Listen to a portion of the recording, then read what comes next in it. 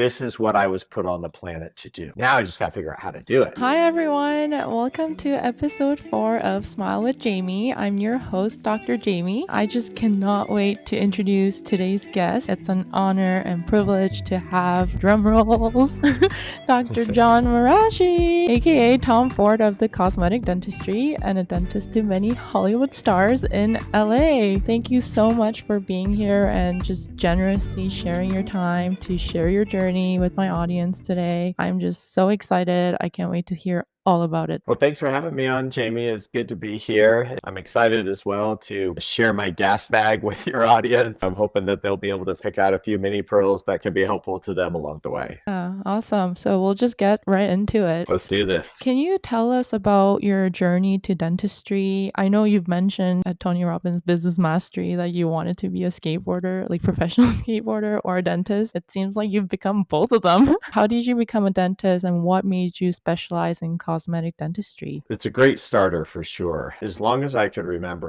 really probably goes back to about age 12. I knew that my path forward in life was either going to be a dentist or a professional skateboarder. And, you couldn't have two things that are really more polar opposite on end of the spectrum with one another, right? I was 12 years old when I started skateboarding. I fell in love with it immediately. It was just became such a passion of mine, and it's stayed that way with me my whole life. But dentistry captivated me as well. I might sound a little bit silly, but I remember in middle school or junior high, 7th grade, even the first, girls that I noticed had braces. Braces for most people is not a turn on, but I remember thinking in my mind, like, wow, when these things come off, they're going to have these amazing, beautiful smiles. And that's the earliest I can remember consciously thinking about teeth and smiles. I had a natural curiosity for science, and I really enjoyed working with my hands. I was always what I would call a tinkerer. I was always building things or fixing things. Dentistry seemed to sort of embody all of this. Like I could work with people and help people with their smiles and work with my hands.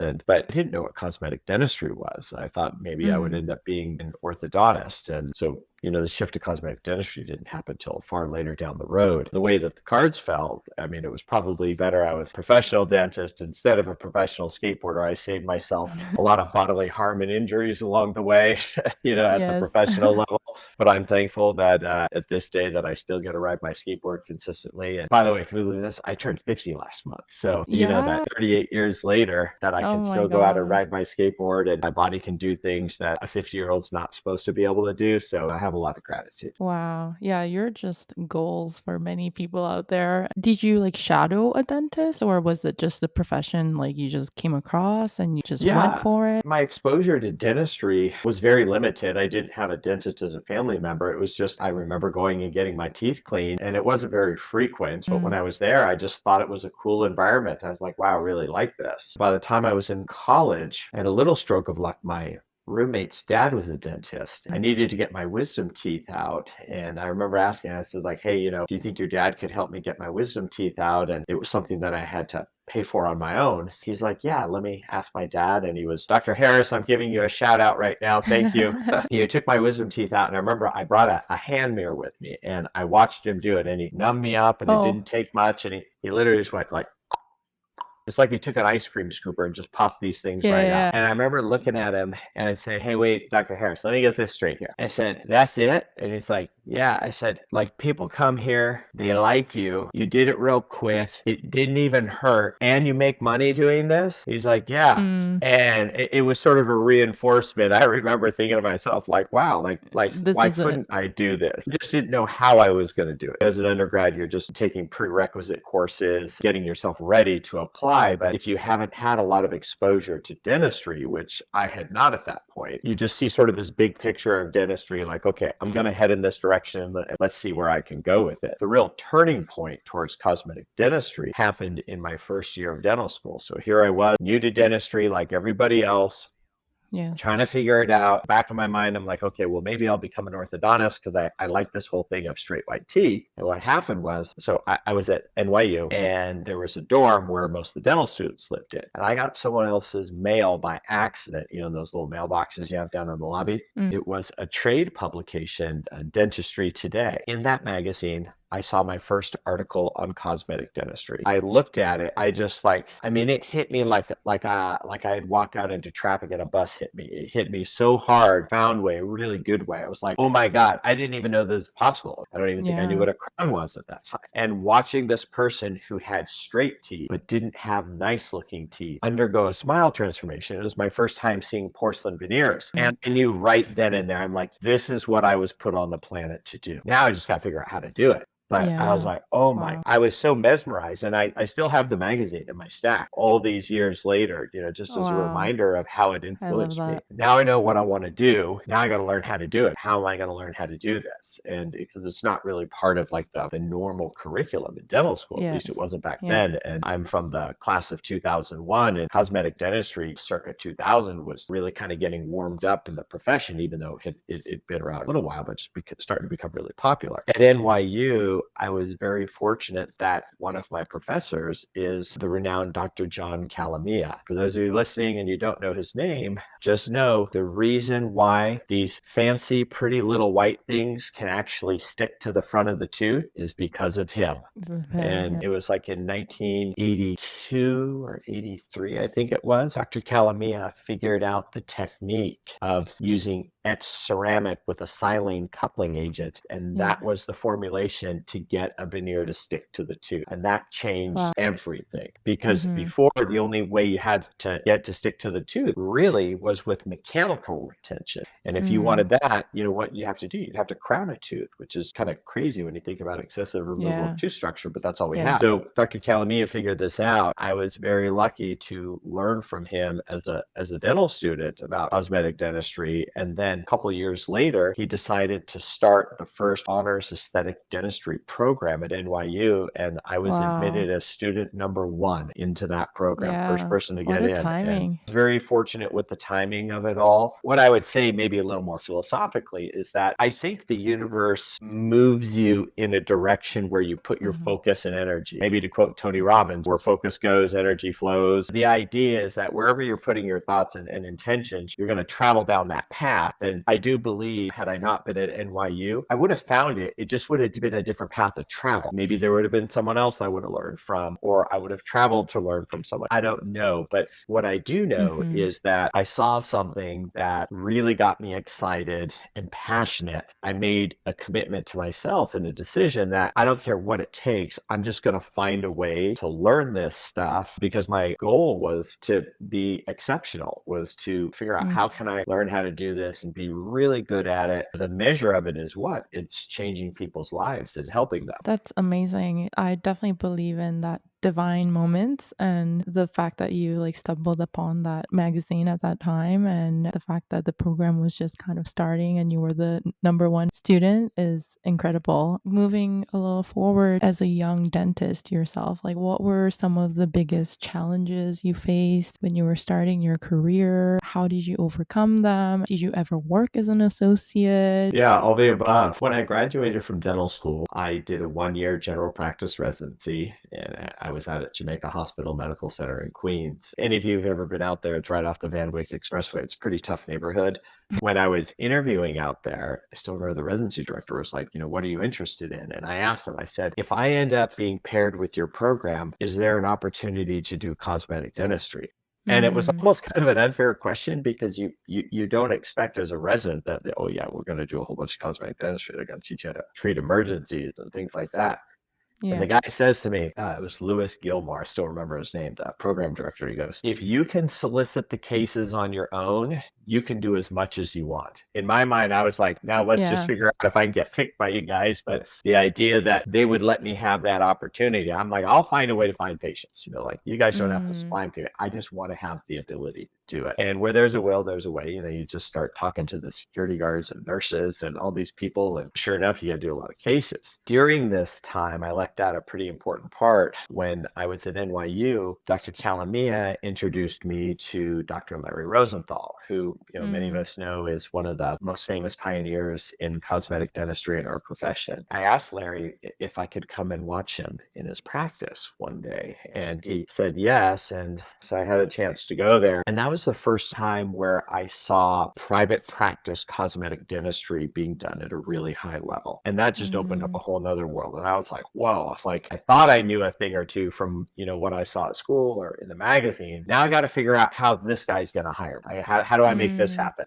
It was a pretty tall order, right? Like dental student, but I said, I got to find a way to make this happen. So I really just spent an awful lot of time following him around and, borderline stalking and showing up at his office. And he was really good to me in that regards, that he allowed me to come in and watch and learn. And then there was a point where I was able to bring some cases over for him to look at and give me guidance with. And then I'd go back to school with all these ideas and he'd give me some supplies and products to use. And it was stuff that no one had seen in the clinic. And so it was really cool to, to be able to start taking some of the things that people were doing in the real world and actually do it while I was a student. As it happened, when I was nearing the end of my residency and I was still going over there hanging out, I really started kind of turning the heat up on him a little bit. Hey, graduation's coming. And I basically told him, I just said, listen, I said, you're my dream. I want to work for you. And I don't care what it takes. If I need to clean the toilets, like whatever I got to do, I don't need to make a lot of money, but I'm here for you and this team. And how can we make this happen? And he's like, yeah, you might be getting a little ahead of yourself, but we'll talk. Dragged out for quite some time. And then right before my residency ended, he said, okay, let's do this. And I was like, oh my God, oh my God, oh my God. He's like, okay, we'll talk some more. And then things kind of went radio silent for a while. And then when we talked some more, it came out, he's like, look, it's just not a good time for me. I really like you, but stay in touch. I was like, oh shoot, what am I going to do now? Like, because I'm about to graduate. I need a job. Like I still have to pay rent and all this stuff. And I transitioned from there. It took me about a week to find a job, and it was in a really, really crummy dental office. I worked with this place. I remember like my reimbursement for doing an occlusal amalgam on a primary tooth on a kid was $3. Like that's pretty bad. Yeah. And I mean, this place just was a dump. But look, at the end of the day, you still got to survive, right? Yeah. And so I worked in this place for 9 weeks. I was working 6 days a week, really long hours, and I was pretty miserable. And I was like, you know what? I'm not going to give up on my dream to do this. And I called Larry, and he answered on his cell, and he's like, "Hey, John, how you doing? I haven't heard from you." And I said, "I made $3 for doing an occlusal amalgam today." He said, "Oh my God, this is terrible." He said, "You start tomorrow." So I quit my job on the spot, and then started working for him, and that was really like kind of the next major inflection point of growing in cosmetic dentistry. I had the good fortune of being in his practice, and how long was I there? Like a year and a half, 2 years, something like that. Wow. And to this day, I've always joked with him. I said, I paid with blood, sweat, and tears to help out however I could in the practice and learn and grow. He's joked with me that I was like the only person to ever, to lead as opposed to getting fired. But then what happened is in 2004, I started thinking about, well, this is fantastic. I have this incredible job. I'm doing great dentistry every day and I'm part of this team. But what do I really want for my life? And that was really sort of the first thing I started thinking about, like not just my career, but my life. And since I was a kid, I had always been California dreaming. I always wanted to live by the coast and the ocean and the Southern California lifestyle. And it's really good for skateboarding. At that time, my wife, who we were dating, actually, we would have been engaged at the time. Turns out she was actually from Huntington Beach. So, I had to go all the way to New York just to meet a California girl. Wow. Anyway, so we decided, like maybe we should think about moving. And there were some family issues going on the side, which I'm not going to go deep into that. I was needed back there as well. So I think it was the universe saying like, okay, it's your time. It's time to pivot. And it was one of the hardest conversations that I ever had to have in my life, especially at that point, sitting down with Larry saying, hey, my path was going in a different direction. And I was really scared, like he was going to get mad at me or whatever. And he sat there very patiently and listened. And he said, you got to move. He's like, I hate to lose you, but you got to go. And so I'm very thankful for his support. There it was time to pack up and move. Well, we landed in Southern California. I was looking at we actually went to San Diego first, and I was looking at a practice in La Jolla, and wow, this could be great. Like San Diego, it's awesome, and it's sunny, and I found this restorative practice. This guy was looking to basically just get out of dentistry. It seemed like it had, the meat and potatoes that I could work with and grow it. And I had approved bank financing, and the practice had been audited and so forth. And so basically, we're just waiting to close, kind of like buying a house. You're in escrow at this point, right? Yeah. And literally a week before it was supposed to close, my accountant calls me. He's like, I got some really bad news. I'm like, what? He goes, there was something that just didn't sit right. And I went back and looked at the practice and the guy cooked the books. He's like, it's complete bogus, like everything. Oh, And wow. what the guy was doing is he's pulling cash out of the practice, which is illegal in the first place. Yeah. And then he was supplementing the cash by trying to use outside investments to show. So it's like double dipping. And once he figured that out, there's no way to know how much money the practice was really doing. And therefore, no way to Yeah. know if what you're going to pay for it is actually accurate. Wow. We talked to the bank, and the bank's like, yeah, unless this guy's going to sell this thing literally for nothing, we're not going to loan on this. And I'm like, well, you know what? If the guy is cheating like this, then I don't want to buy this thing because what else did he lie about? Yeah. So I had to walk away from it. That was pretty nervous at that point, or scary, I guess, because we just moved all the way across the country. And I'm like, okay, like I got to have a way to survive. You have Yes. pretty limited savings. Sort of just put like all your hopes and dreams into this one thing, and then you just watched it explode. And Yes. like, oh my God, what am I going to do now? I was like, okay, well, it's time to start over. Let's see if we can find another one. But it Wow. doesn't always necessarily happen in the same timing. So it took about 4 months. That's actually the longest amount of time I've ever had off in my whole life, was that 4 months, and it wasn't by choice. Wow. I did get to do a lot of skateboarding every day at the skate park, which was fun. And then we decided to move to Orange County, closer to where my wife's parents were, and I found a great practice in San Clemente, California, which the guy was retiring, and he just could not have been a greater person to have acquired a Yeah. practice from. That was my first practice that I got, and I was there Wow. for about 5 years. I grew the practice. I did a lot of cosmetic dentistry. What happened was sort of during like my last maybe 18 months while I was there, I started getting a little bored and started thinking again, like, okay, well, is this it? Is this all there is? I grew this thing 70% in the first year, like it's doing really well. I'm doing a lot of cosmetic dentistry, but is this it? I didn't have a feeling of fulfillment. This is where the universe intervened. And my lawyer at the time called me and he said, hey, this is a really interesting thing for you to look at. There's a practice for sale in Los Angeles, and it's this old guy retiring, and it needs some TLC, but I'm calling you because I think he's a friend of mine too. So, he kind of knew I was getting the itch. That's why I called him. And he's like, you should just go take a look at this thing, because if you were ever looking to transition, throw your hat in the ring, a Hollywood dentist, this could be a good springboard for you. So I did. And I went and looked at it, and the inside of the place looked like it was from 1972. Yeah. After kind of studying the books and the numbers and everything, I said, you know what? It feels like almost like the practice that I had bought 5 years earlier. It's in a different zip code, and I think if I do this strategically, I could actually make a dent and do it. So all my friends and family thought I was nuts. They're like, what? You're going to sell a practice that you spent a half a decade growing, and you're making good money, and you sort of have stability at this point? My response was, but it's not my dream anymore.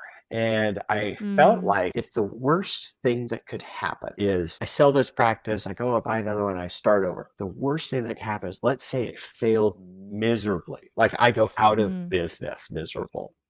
If the worst thing that could happen is I go bankrupt, and now I have to start over again, and I can't afford to live in LA, and maybe I have to go to a smaller town and be an associate. If that was the worst thing that could happen, because even as an associate dentist, you probably still make, $150,000 a year. You're still living better than like 99% of the population in the world. And it's like, if that's the worst thing that can happen to me, then yeah, I'm going to bet on me. I think I can probably make this work. And Wow. so when people talk about risk, the lesson learned is risk is not a bad word. It's about understanding what your risk tolerance is and what you consider to be high risk and low risk. A lot of folks thought this was high risk. I think this is actually a lot lower risk than what people perceive it to be. And my risk tolerance for it is actually quite high. So that was, gosh, when did I do that? I was back in 2010. So yeah, that was 14 years ago.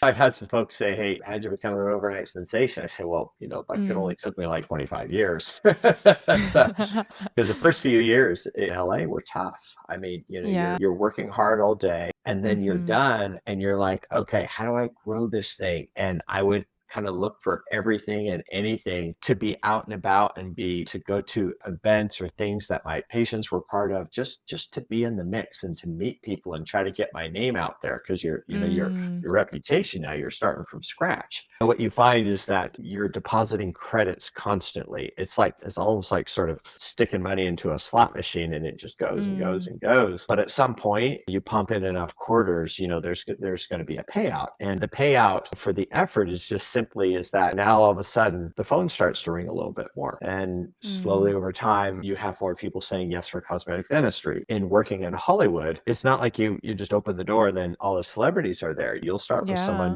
maybe who's lower down the food chain, and maybe you go from someone on the D list to someone on the C list. And then it might take a few years and you get someone on the B list. And then a little bit later down the line, you get lucky and maybe you get someone who's on A. And then once you get someone on A, you hope they refer their friends or family. Half the battle is getting someone, but then it's retaining them, as patients for years and years. And that's where I think I've done a pretty good job with that. I've just been so blessed with all these amazing people from business and sports and entertainment that have entrusted me with their care. But it took a long time. That's what I would say, is there was no immediacy to any of it. Yeah, because from an outsider point of view, how did he become a dentist to all these stars? And did he have connections? Did he grow up in the area? I don't know. That was like part of my question. And you've touched on it, like you put yourself out there promoting your business and trying to network and trying to build relationships so that you can retain these people. And at the end of the day, like these stars are human beings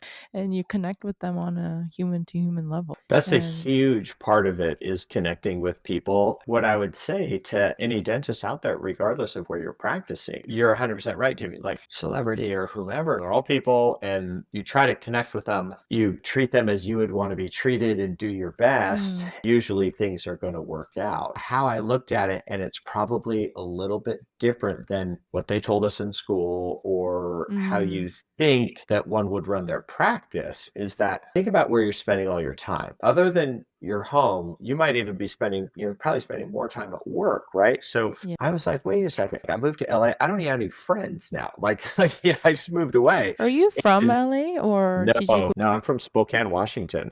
Oh, here I am in a new town, and I don't even have friends, and I'm a social person. I like hanging out. Yeah. What I realized is wow, look at all these amazing people that I get to take care of every day. Common thread amongst all of them is they happen to be really nice people, and they're hardworking and successful at what they do. And when you show people that you actually truly care about them, not just their tooth or their teeth or their smile, but them as a human, relationships start forming organically. And then what happens is you start getting invited to things, or it's a birthday party or event they're hosting. And then sometimes you just take a leap of faith and you say, hey, would you ever want to hang out sometime?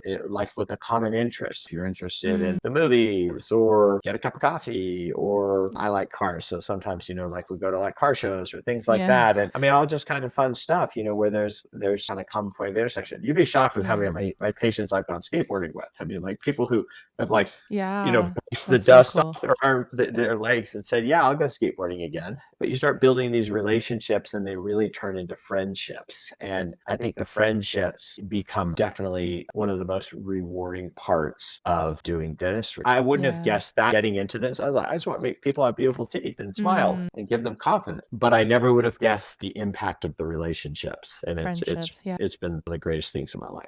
That's amazing. Yeah, that's really amazing. You've kind of touched on, Dr. Rosenthal being your mentor earlier in your career, starting off working with him, which is wow. Yeah, did you have any other mentors? How was it like jumping into private practice and owning? Because it's a different world and you don't really get taught in this area. There's this thing that was invented. A lot of people don't use them the way that they should, and there's tremendous access to it. And it actually has every bit of knowledge that you could possibly want to have about how to run these businesses. Can I give you what the secret is? You're probably dying to know right now. Please tell me now. Yeah, now I'm going to tell you. They're called books. Yes. There are so many books written about this Mm. stuff. People have no idea. I'll give you guys some titles of some of my favorites. Mm. Anything written by Kathy Jamieson. She's one of the greatest practice management consultants that there's ever been. And I had the opportunity to learn from Wow. her. Hey, Kathy, if you're listening. She's fantastic. There's another book by Linda Miles called Dynamic Dentistry. That's a great book. Tells you about how offices are Wow. run. There's another one called Successful Practice Transitions by David Griggs, and that tells you how to buy an office, sell an office, transition an office, and all the different strategies. And I read a lot of these, years ago, and I'm sure there's even better stuff that's come More. along. Yeah. And now there's YouTube. You can probably even watch stuff on it. But I just figured, you know what? Like other people have done it before, right? And people who probably weren't as successful or as smart as the resources that me, you, or any of your listeners have available to them. So I was like, okay, well, success leaves clues. So if someone's done it, then it can be done. And if it can be done, then there's a recipe or a formula or steps to get you there. So if I follow this recipe, as long as I don't change the ingredients on the cake, then the cake is probably going to turn out pretty close to how it's supposed to. That's what I did, is I read as many books on it as I could. But then ultimately, you got this knowledge in your head, just like you have knowledge of clinical dentistry, but it doesn't actually develop until you start doing dentistry and until you start running a business. And you're going to make mistakes and you're going to do things wrong. You're just going to do it over again. Just like your first, probably your few crown preps or composites that you did weren't as good as what you're doing, a couple of years later down the road. But that's the whole thing, is that there's no substitute for doing it. There's no substitute for going in and putting in the time and the effort and the energy, day in and day out. As a successful cosmetic dentist owning a practice, did you transition into doing cosmetic dentistry only, or did you do other general dentistry and then transition to cosmetic dentistry? It was both. I mean, I feel like you can walk and chew gum at the same time. It's totally doable. I bought the equivalent of a general dentistry practice. So to all of a sudden just say one day, so I'm never going to do this again, well, then you just got rid of all your patients and all the goodwill in the practice, which is kind of silly, and that's your bread and butter. Cosmetic dentistry is just simply a conversation you're having with patients about the overall state of health and appearance in their mouth. I said, hey, if I have this big bundle of general dentistry patients and the majority of them have never heard or been exposed to, well, then it's kind of like dating, right? Like you ask out enough people, like you ask out one person, your odds of getting a date's probably pretty low, right? But if you ask out 10 people, then you'll probably end up with maybe 2 or 3 dates. For sure, you're going to get lucky on one of them, right? So it is a numbers game too. If you're willing to have the conversation, and you have to build up kind of thick skin and tolerance for people saying no, because a lot of people will, and that's okay, because it's not for everybody. And just because it's like saying, just because, a fancy jacket's made and it would look nice on someone doesn't mean everyone wants that jacket, right? So it's no different in cosmetic dentistry. For us as dentists, what we don't want to do is make assumptions about who wants it, who does it, who needs it, who doesn't need it. I'm kind of the waiter, right? And I'm going to tell you what's on the menu, and you can tell me, like what you like, and you can tell me if you don't like it. You can say even you're not hungry at all, and that's fine too. It's totally the patient's choice, but I'm not going to select what they should eat or withhold options on the menus either. That's really good. Just like conversing with them and see what's best for their oral health. How do you stay inspired and motivated in your profession? Like, you've been practicing over 20 years, almost 30 years. 23 years now. I love what I do, and it's exciting to go in every day. I have more good days than bad days, which is just how you want it. But I'm human like everyone else. You have your challenges and so forth. Where I find my source of inspiration is competing against myself. I made a decision that if I wanted to be exceptional, then I had to hold myself to standards higher than anyone else could. And so that's where the internal motivation comes in. You can't rely on your staff or anyone else to make you want to do the work. It's a sense of pride. It's a sense of personal challenge. And what happens is, over time, not only you'll get there, but you have to find a way then to move or to modify your goals and create a new set that's even harder and more challenging. Because there's really not a destination. It's just about keeping the journey exciting, that you want to keep doing it. You also co-founded Byte, and I didn't really know about Byte until I was doing some research, and you always had that kind of entrepreneurial side in you, like wanting to do something, and you had the desire for orthodontics like long time ago. How did you even get into that world and bring that into the world? The idea behind Byte was I got to a point in my career where I'm like, this is great. I'm Dr. Fancy Pants now, but what about everyone else? Because dentistry is Mm, expensive and yeah, accessibility care, I love that. can Yeah. be limited. No one ever wants to talk about that. My thought was, well, geez, if I gave away my dentistry for free, there's only one of me. So how's everyone else can't service enough Gonna people? benefit. Yes, a product or service could be created, designed, implemented that could address those issues and be done at scale, then that could be pretty amazing for the profession.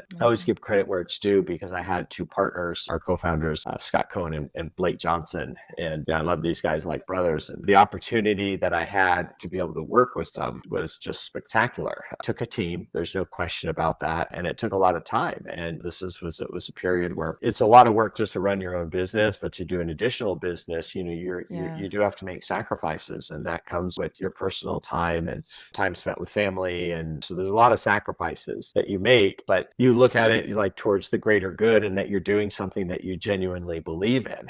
And Mm, Byte we had a lot of hurdles in the beginning because there was a lot of stigma around direct to consumer yeah. products in dentistry, even though we were dentist supervised the whole way through. And Mm, here we are. It took us 3 years between idea to exit. And clearly the consumer marketplace had spoken, because otherwise Dentsply Sirona would not have paid us $1 billion yeah. to buy the company. So it Yeah. tells you that things like this add value to not just dentistry, but to our society. And there's consumer demand for it. And the company, we sold it a little over 3 years ago, and it's absolutely thriving, which is so spectacular to Mm. look back, because you want to see it continue to do better and continue to help more and more people. Yeah, that's amazing. How do you balance your professional life to your personal life? Like, I know skateboarding is your passion, so Yeah. I can see. The lines are blurred, is what I would say, Mm, because I don't live my life where, like, okay, 8 p.m. to 5 p.m. is dentistry, and then those are hard lines, because I love what I do. So it doesn't seem like work to me. Someone might think, like, why are you talking about dentistry on a Sunday? You can be doing other things. But I do it when I need to do it. I'm very particular with my time and how I spend it and where I spend it. So I do have time with my family, and I have time for physical fitness, and try to prioritize like sleep, diet, exercise, things like that as well, just so the wheels don't fall off the bus. Otherwise, yeah. if your health suffers, you're not able to sustain doing this.